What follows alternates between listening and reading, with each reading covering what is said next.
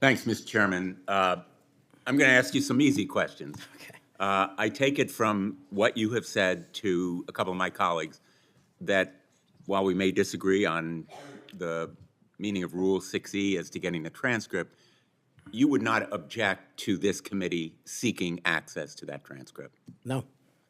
And you're aware that Rule 6E permits you to talk about your own testimony.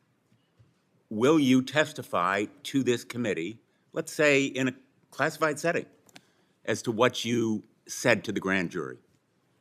Senator, I'm here to testify to this committee about everything I'm allowed to, and You're allowed, under Rule 6E, to tell us what you said to the grand jury. This is kind of the first day that an assistant U.S. attorney goes to the first grand jury and is asked by a witness, can I talk about what I told you? And the answer is yes, you know. Senator, I will consult with counsel and provide the appropriate answer. Let me just say right to the point, Mr. Patel. What are you hiding? Why won't you tell us? You testified under a grant of immunity after taking the Fifth Amendment, as you're privileged to do, and the appearance here is that you have something to hide. I submit to my colleagues on the committee, we need to know what the grand jury testimony is. We need access to that second volume.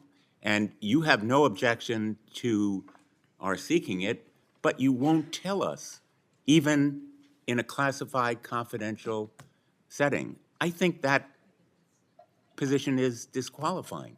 That was days of testimony years ago. I don't have the ability to recollect Well, you can that. refresh your recollection with access The to the transcript. Let me ask you another topic. And I really regret that you won't cooperate with us on the grand jury testimony.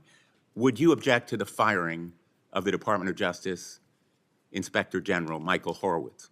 Would I object to it? That's the providence for the Attorney General to make. It's not something I would participate But in. you know of his work. It's been bipartisan, Yeah. very thorough, competent, objective, impartial. He has been critical in Republican and Democratic Yes. administration. Won't you object to his firing?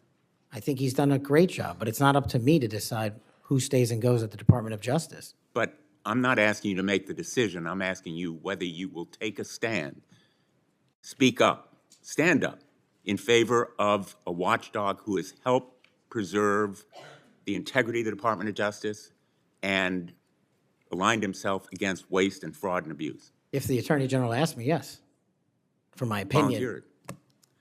Thank you, Mr. Chairman.